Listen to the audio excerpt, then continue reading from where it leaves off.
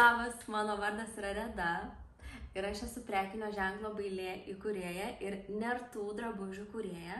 Ir aš kuriu moteriškus, seksualius, vasariškus, laisvus drabužius, išlaisvinančius moterišką energiją. Ir labai tom didžiuojasi, labai džiaugiuosi, kad atradau savo stilių, savo spalvas, savo metodikas. Esu už paprastumą, už laisvę ir nemėgstu nei savęs įrėminti į kažkokius tai rėmus, nei kitų žmonių. Dėl to akivaizdu matosi, kad mano kūriniuose tikrai nėra labai sudėtingų raštų. Nėra didžiulių skaičiavimų, yra labai paprastos schemos, procesas labai greitas, juos nervina. Esu atradusi savo siūlus, manau, kitą kartą galbūt papasakosiu plačiau apie tai, ką aš naudoju, kaip kuriu.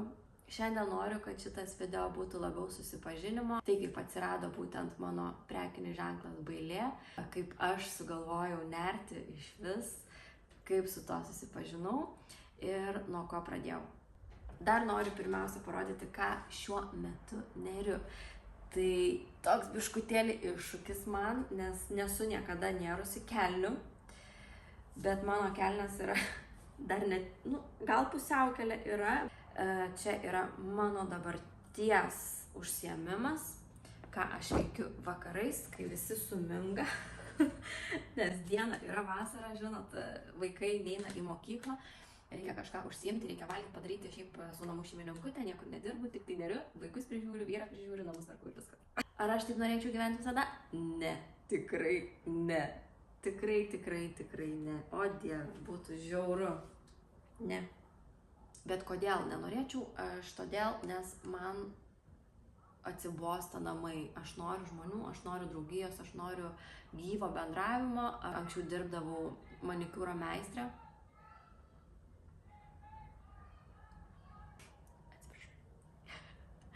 Žodžiu, anksčiau dirbdavau manikiūro meistrą, tai labai mėgaudavausi moterišką draugiją nuolatos, bet persidirbau truputėlį, tai nutraukiau šitą karjerą, bet nemetu tikrai, nespjaunu į šulinį, galimai dar grįšiu iš tikrųjų, tai sekit naujienas. Mano draugystė su vaišeliu ir siūlais prasidėjo tikrai labai anksti, dar mokykloje, darbų pamokoje, aš ten labai buvau užsikabinusi ant schemų, tarp kitko, kurių dabar nekenčiu. Aš per daug reikalų turiu namuose, kad aš dar skaičiuočiau čia tas akis, schemas, žodžių. Savo sukurti raštą galiu.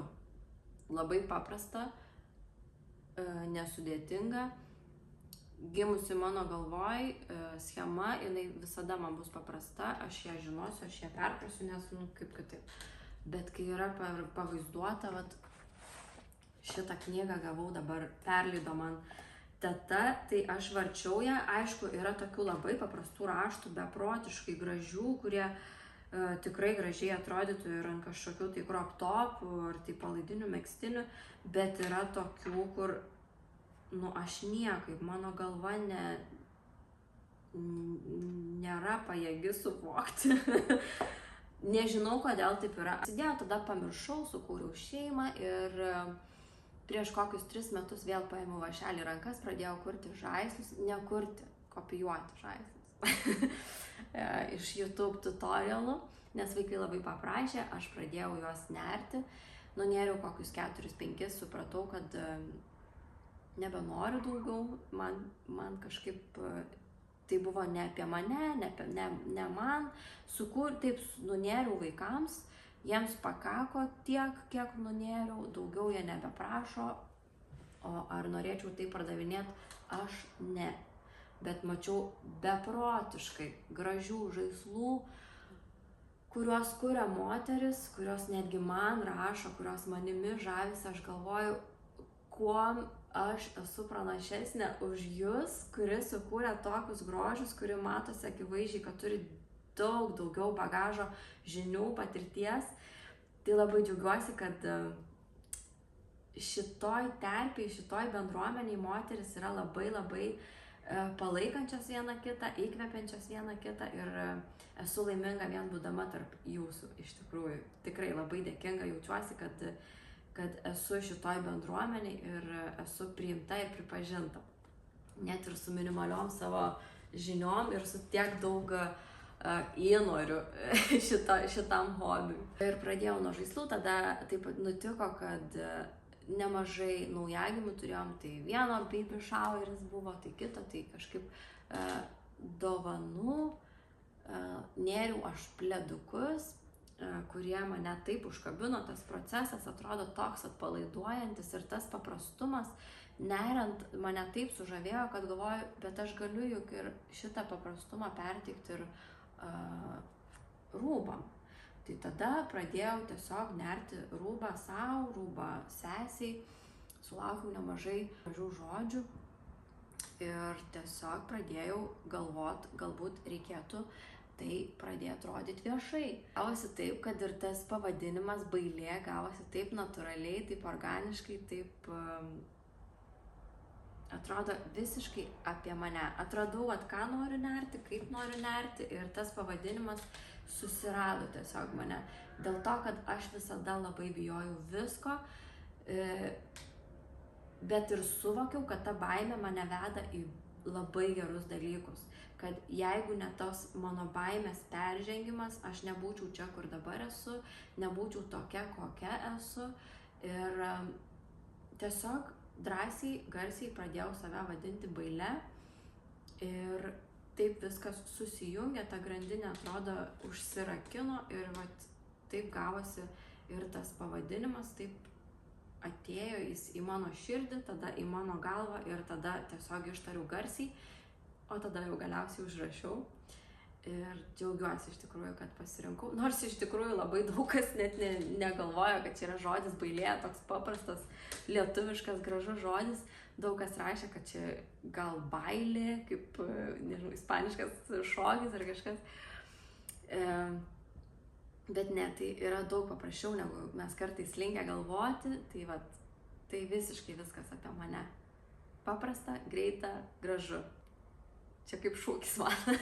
Ir tiesiog sukūriau aš tą savo Instagramą ir pradėjo tikrai labai greitai plaukti žinutės su užsakymais, su pasiūlymais dirbti barteriu, kam tikrai irgi pasirašiau pernai viskam.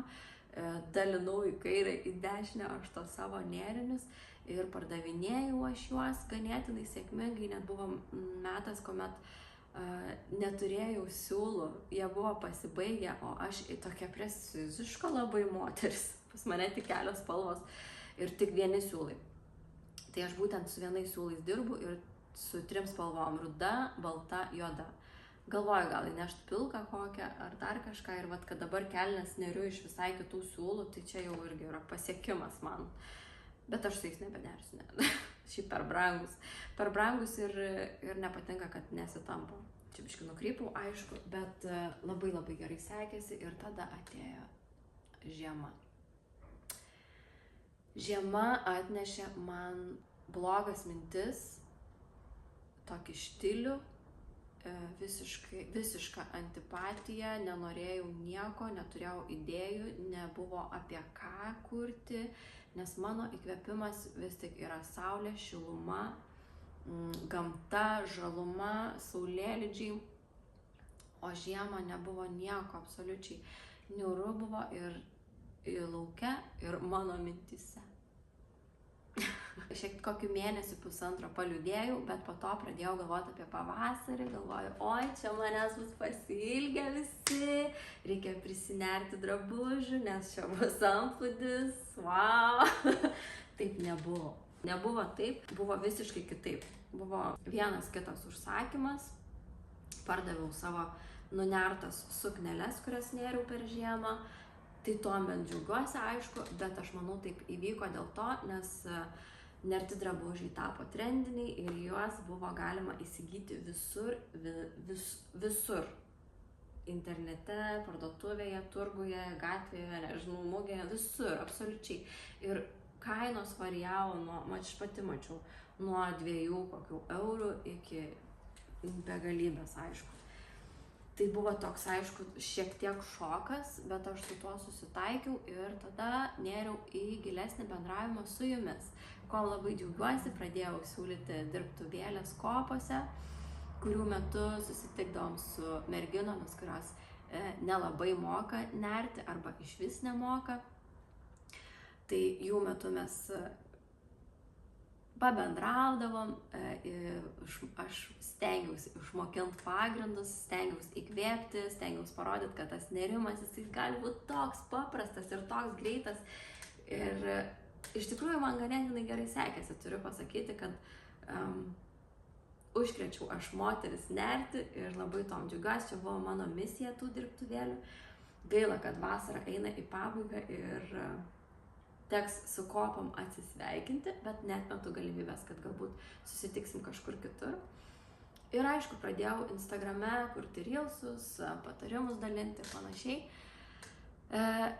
Ir jūsų atgalinis ryšys man yra beprotiškai geras širdžiai.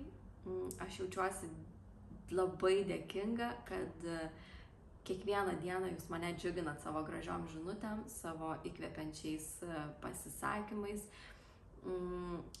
Ir manau, tai ir paskatino ateiti čia į YouTube platformą, kurti dar kitokį turinį, dar jautresnį, dar gilesnį, dar asmeniškesnį, nes atrodo tos platformos jos visos skirtingos ir visur aš mėgstu, taip kaip į lentynėlės. Instagramas yra apie estetiką, grožį, aiškumą, tikslumą, trumpumą, nežinau, Facebookas.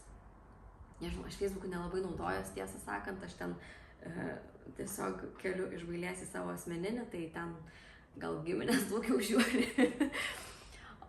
Toliau TikTok'e aš ten mailausi. Man patinka, kad visur aš esu kitokia ir visur save atrandu iš vis kitokios pusės ir pateikiu tokią, kokią iš tikrųjų esu, bet visur labai skirtinga. Tai tikiuosi ir čia atrasiu ir savo auditoriją, ir save pažinsiu dar labiau. Tai mano turinys, manau, bus labai įvairus, bus ir patarimų, ir pamokėlių, ir suklydimų. Tikrai nebijosiu parodyti savo kažkokių tai silpnųjų pusių, nes tokių yra begalės. Ir tiesiog noriu įkvėpti moteris, nebūtinai nerti kažką. Aš noriu įkvėpti bandyti, noriu įkvėpti ieškoti savęs, noriu įkvėpti atrasti savo laiko. Ir nebūtinai nueiti į kažkokį spa ar pasidaryti veido masažą. Ne, aš noriu įkvėpti, atrasti veiklą, kuri būtų jums širdžiai miela. Ir pamatysit, kaip tada norėsis dalinti su visais šitais dalykais, kad tiesiog atrodo kažkokia kosminė visatos energija keliauja. Tai labai dėkoju iš tikrųjų, jeigu peržiūrėjai šitą video iki galo, labai vertinsiu, jeigu paspausi laiką, jeigu prenumeruosi mano bailės kanalą ir labai tikiuosi vėl susitiksim greitai. Bye!